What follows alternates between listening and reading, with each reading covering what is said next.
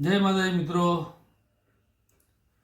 નરેશભાઈ અને પોપટભાઈ આહિરના વચમાં જે થોડીક બંદૂકની વાત હતી, જે લાગણીઓ દુભાઈ હતી એકબીજાની, એનું સુખદ નિવારણ આવી ગયું છે.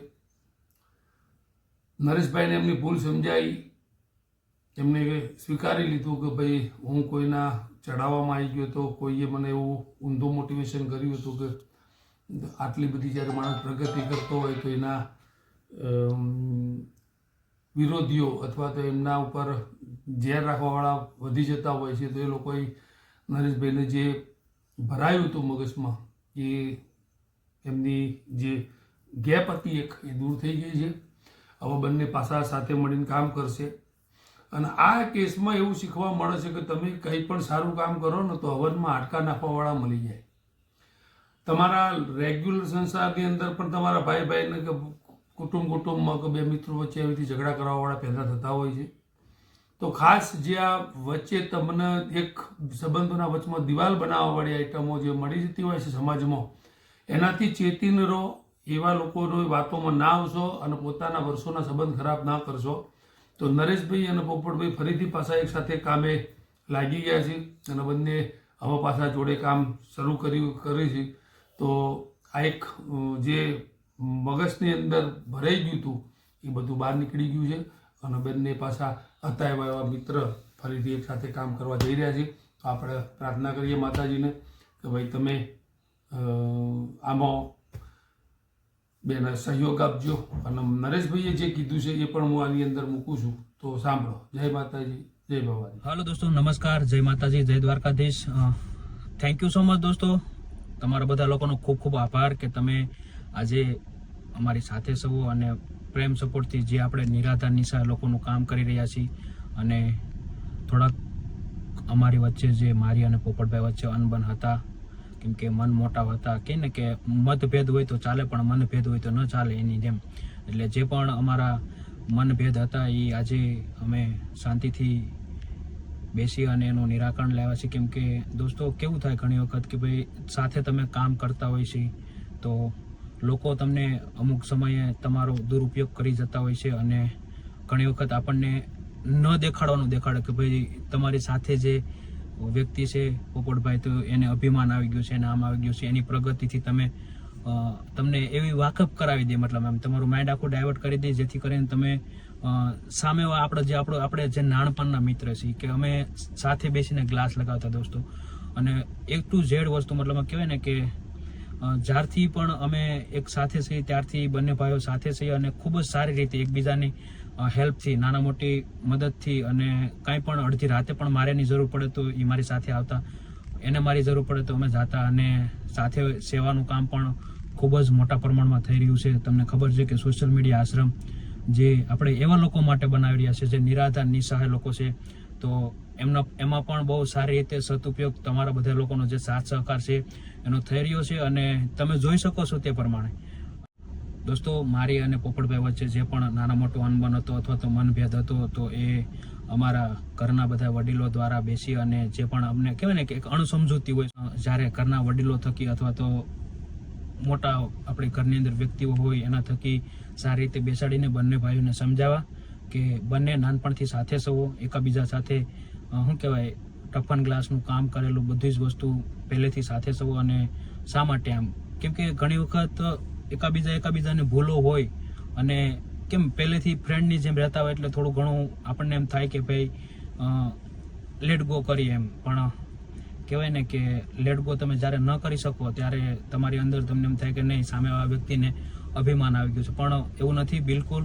અને તમારા બધા લોકો જે સાથ સહકાર આપો છો છે અને બસ આવી રીતે પ્રેમ સપોર્ટ આપતા રહેજો દોસ્તો, જેથી કરીને આપણે બહુ સારી રીતે બહુ મોટા પ્રમાણમાં સેવાનું કામ, જે યજ્ઞ છે, જે સોશિયલ મીડિયા આશ્રમ છે, જે વિશ્વનો એવો આશ્રમ દોસ્તો કે જે સોશિયલ મીડિયાના માધ્યમથી બની રહ્યો છે, એ એક સારું એવું મોટું ઉદાહરણ છે લોકો માટે, દુનિયા માટે. કેમ કે આજે લોકોના પ્રેમ સપોર્ટથી એવડું મોટું કામ થઈ રહ્યું છે. અને કહેવાય ને કે અમે જ આવી રીતની અંદર મનભેદ કરીએ તો ઘણી વખત પોતાને એમ થાય કે મન મંથન કરે, નથી કહેતા લોકો કે પોતાની મનોમંથન કરી અને ત્યારે ખબર પડી કે ભાઈ લોકો આપણી ઉપર આટલો બધો ટ્રસ્ટ કરે છે તો પછી આપણે કેમ સારી રીતે સાથે રહી અને કામ ન કરી શકીએ એમ.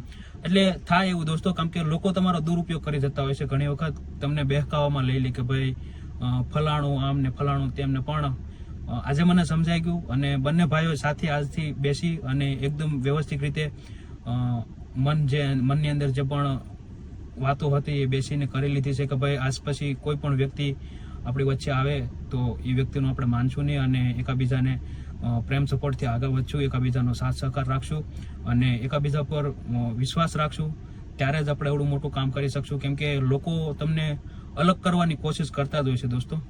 અને ઘણા બધા લોકો કહેવાય ને કે સારું કામ થતું હોય ને દોસ્તો, તો ત્યાં સારું કામ કરવામાં 5 જણાનો સહયોગ હોય, પણ એવા બીજા 25 લોકો હોય કે એ તમારું સારું કામ જોઈ અને તમને શું કહેવાય કે અલગ કરવાની કોશિશ કરતા હોય છે. તો આજે અમારી સાથે પણ એવું થતું હતું.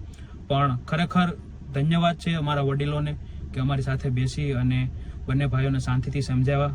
એકાબીજાની જે પણ નાના મોટી ભૂલો હતી એકાબીજાએ મનથી સ્વીકારી અને જે પણ મન મોટા હતા એનો સારી રીતે નિરાકરણ લાવી અને બંને ભાઈઓને એક સાથે લાવી દીધા. અને સોશિયલ મીડિયા આશ્રમમાં હવે અમે બંને ભાઈઓ સાથે કામ કરી શકીએ. મારે જ્યારે પણ જવું હોય ત્યાં જઈ શકું છું, આવી શકું છું. અને બસ દોસ્તો કે ભાઈ કહેવાનો ભાવાર્થ એવો છે કે લોકો તમારો દુરુપયોગ ન કરી જાય. કેમ કે મારી સાથે જે થયું છે અને મારો જે આવી રીતનો ઉપયોગ કરી લેવામાં આવ્યો છે, તો દોસ્તો હું પણ તમને નમ્ર વિનંતી કરું છું કે કોઈ ત્રીજા વ્યક્તિના બહેકાવામાં નહીં આવતા ક્યારેય. અને જે પણ થયું તમારા લોકોનો ખૂબ સપોર્ટ રહ્યો દોસ્તો. અને તમારા લોકો બધાના સારી એવી કમેન્ટ હતી કે ભાઈ બંને ભાઈઓ પહેલેથી સાથે છો, બંને ભાઈઓ સાથે જે પણ સેવાનું કાર્ય થઈ રહ્યું છે તો એ સેવાના કાર્યમાં તમે અલગ ન પડો. એટલા માટે ખાસ કરીને આજે અમે બંને ભાઈઓ પાસે બેસી અને નક્કી કર્યું છે કે જ્યાં સુધી અમે જીવીશું ત્યાં સુધી સાથે રહીશું. અને બસ આવી જ રીતે જે સેવાનું કામ છે, જે સેવાનું યજ્ઞ છે, જે સોશિયલ મીડિયા આશ્રમ છે, જે સોશિયલ મીડિયા આશ્રમ છે ત્યાં શાંતિથી આપણે એવા જે નિરાધાર નિસહાય લોકો છે, જે રોડ ઉપર રહ્યા છે, કે લોકોના થકી દોસ્તો, તમારા બધા લોકોના સાથ સહકાર થકી જ એવડો મોટો આશ્રમ બની શકતો હોય છે. કેમ કે કોઈ આ એકલા વ્યક્તિનું અથવા તો કોઈ એક વ્યક્તિનું કામ નથી. કેમ કે તમારા બધા લોકોનો ફૂલ પ્રેમ સપોર્ટ છે ત્યારે આ થઈ શકતું હોય છે.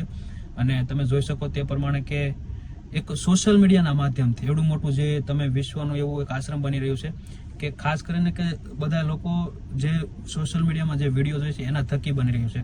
તો ખૂબ આનંદ થાય. અને આજે મને પણ સમજાઈ ગયું કે એક આપણી નાની એવી ભૂલ તે ઘણું બધું નુકસાન થઈ જતું હોય છે.